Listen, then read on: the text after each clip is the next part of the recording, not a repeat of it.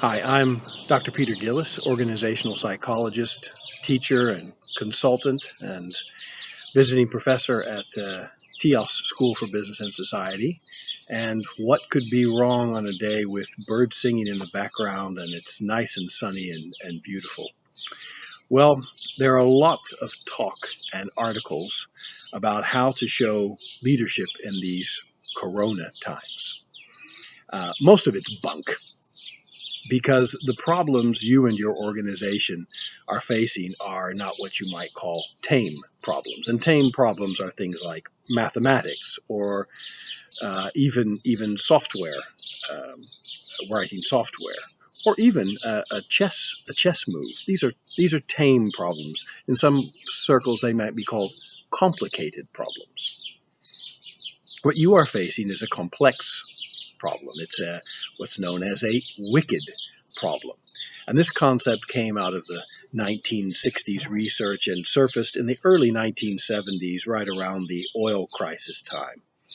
And there's a lot about wicked problems, and they have like 10 aspects, and then they have different things called social messes and all this kind of thing.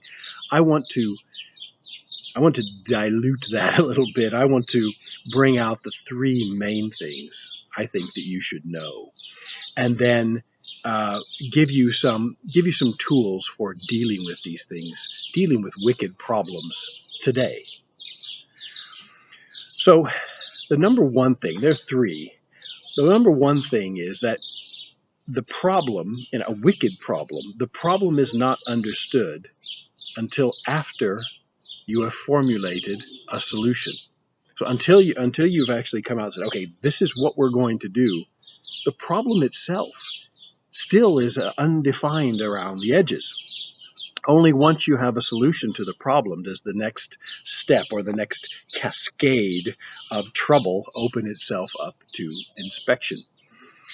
In this step, you don't know if you should, for example, in Corona, close the borders or not, or to whom, or for how long. So you pick the consequences of one. And if we can use Donald Trump, he closed the border, he closed travel with China. And did that help? Was that good? And immediately people started calling him racist for doing this. Oh, well, that's a consequence that maybe we hadn't thought about before. So not saying good or bad. I'm just giving this as an example of the problem isn't really understood until you start formulating your solution and then taking action on that solution. That's one. The second one is wicked problems don't have a stopping rule. If you are in quarantine or you've been sitting in your house for a few weeks, and you feel this, yeah? Where's this going to stop? Yeah, no one's come out and said there have been some. We're going to look at this again, and here where I live in the Netherlands, we're going to look at it the 6th of April. But that doesn't mean we're going to stop the 6th of April. We don't know when we might stop, and some experts are even saying it will be months and months more. So you see Donald Trump trying to come across as this upbeat and positive politician, hoping beyond hope that those pointy-headed experts have somehow overestimated the danger of corona, and his seemingly vacuous comments about everything being okay by Easter time, he's just hoping that that'll turn out to be true. And then, of course, he'll be seen as a hero. And he's hedging his bets and also saying, well, we're doing this and we're doing that and these other things. But you can see him trying to get a hold of something that's a wicked problem that just keeps slipping out of his hands. So where do you stop? If you're Donald Trump or you're the CEO of an organization, or maybe you're just a team leader within a larger organization, where do you stop with these things? Do you just follow the rules and just see what will happen? Well, you might. So you don't know until you get there. But that answer isn't good enough for reporters. So reporters are going to be badgering you about the outcomes of what's going on. Managers might even badger you about the outcome of what you have been doing. But very often the questions that we see on the news, and these questions that we see in the newspaper or online, these are questions for tame problems. I have done this, and therefore this is going to happen, and we can predict where it will be. So the questions are about tame questions, but everything governments and organizations are dealing with right now are wicked problems. In other words, the problem isn't understood until you actually are tackling it. There isn't a stopping rule to that tackling, if you will. And the third one is solutions to wicked problems aren't right or wrong. And that is really awful. Solutions are only better or worse. And if you've ever seen the courses of Dr. Jordan Peterson at the University of Toronto, his psychology courses, I think he says this really well. And he talks about you don't so much make a decision about how to solve the problem. You make a decision about which consequences you want to deal with. Which consequences are you going to live with? So you can, to some degree, choose the fallout that you want to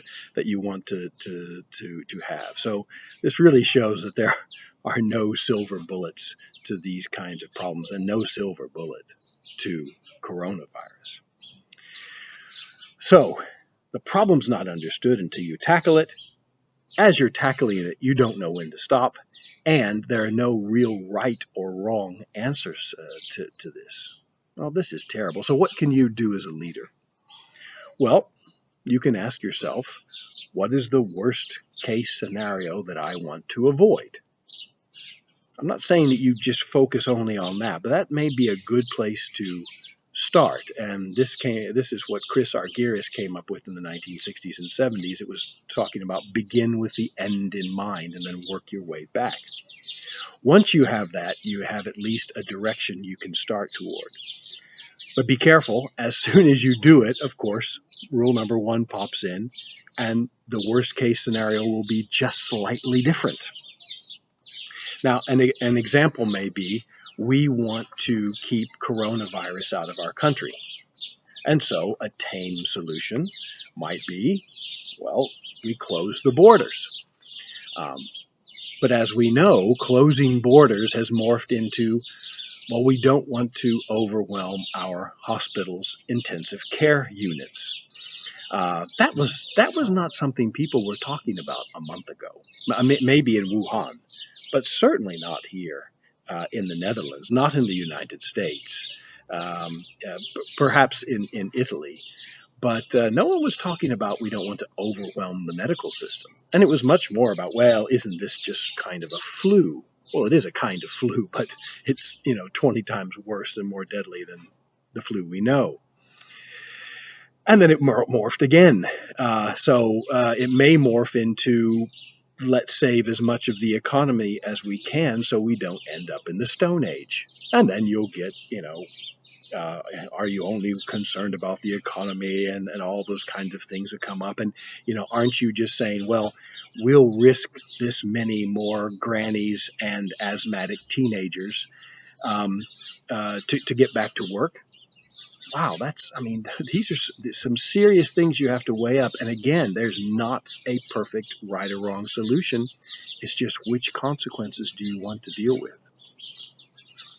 Now, my example here is actually tame, because I went from one question to the next question to the next question. But there's usually a cascade, and if you want to know more about this, you can use Fibonacci numbers, where it goes from 1 to 3 to 5 to 8 to 13 huge questions that you have to deal with. So again, the best you can really choose for here is the consequences or the fallout that you want to approach. Solutions, silver bullets, aren't really going to work. And this is where it really means something to have defined your mission and your vision and your guiding principles. These are the lenses through which you must see the wicked problems that you are being confronted with. These will anchor your decision making when you are confronted with these kinds of issues. Well, what if you don't have them? And many of them, or all you have is what the marketing department stuck up onto the website. And, oh gosh, now what do we do? What are our real anchors? What are our decision-making anchors in our business?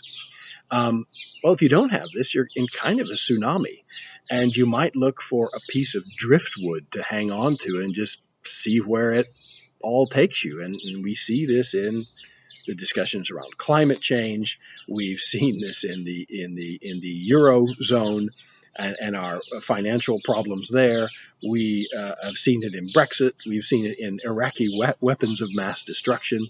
If you don't have these things defined, or you do have them defined and you leave them behind, then you're just hanging on to driftwood in a tsunami. What might I recommend to you? And you can do this in a workshop, even an online workshop. Number one, listen to your intuition. Intuition has a lot of wisdom. What's the right thing to do? What are we going to be proud of having done when we look back at this time? That needs to be balanced with, number two, science. I don't know what the science is in your business. There's probably some sort of fundamental understanding about your business, whether it's logistics or software or government or hospitals. But science is a good balance to intuition. Intuitively, the earth feels flat.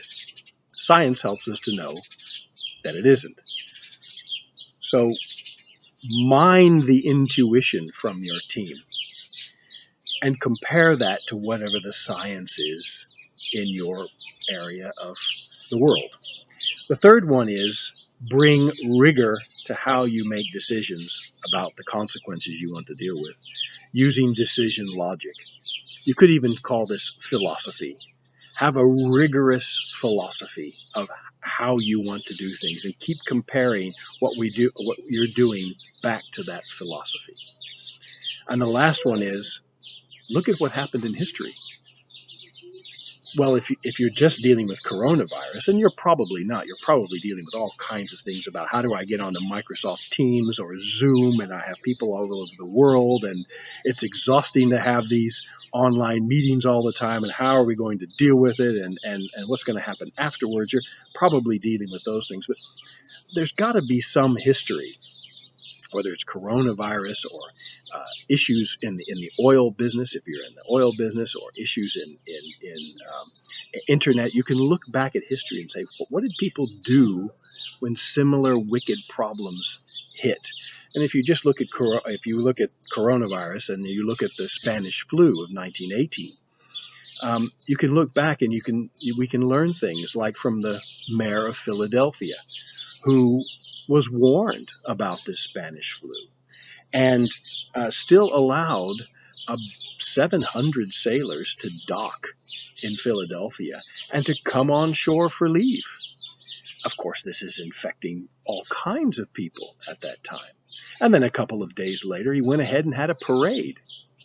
Well, I mean, it was just, an exponential, huge problem in Philadelphia. And of course, he regretted this afterward.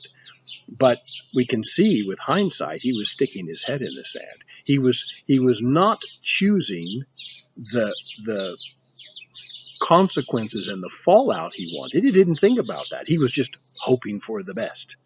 And wow, that's a really bad strategy. So listen to your intuition, balance it with science, keep the rigor with your philosophy, and look at what's happened within history. These are 4 great areas that you and your team can explore and find your anchors in this time. So that's what leadership is. Finding these anchors and using them and sticking with them. That's what leadership's all about. And all this other stuff you're reading, there may be some pearls of wisdom, but it's too much tame decision making and that sort of thing. The only decisions you need to make are, what consequences do we want to deal with after this is all done? That is leadership. So thank you very much for listening to this little video. See more about wicked problems in the description here below. And I wish all of you good decisions that are aligned with your values and with your purpose. Good luck.